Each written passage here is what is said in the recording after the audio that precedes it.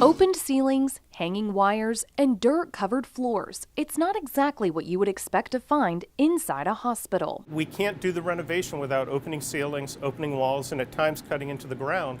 And it's likely that we have potentially pathogenic organisms in these spaces. And so we're controlling their migration out. During the expansion of Gulf Coast Medical Center, strict safety measures are put in place to ensure the facility remains safe and clean for patients and staff. You can look here to the right. We've got drywall separating this door from the hallway. There's tape on the seams of the drywall.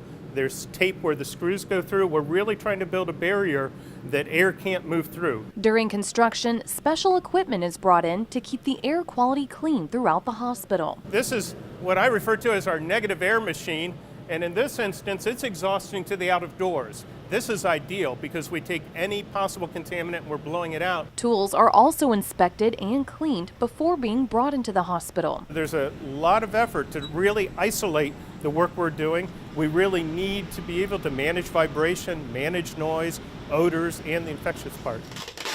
You can see that we've got a tacky mat that's going to help to pull the dust off of my feet, and then I can brush myself off here too to get it down. Important precautions during construction to protect patients from infection. For Lee Health, I'm Lindsay Morton.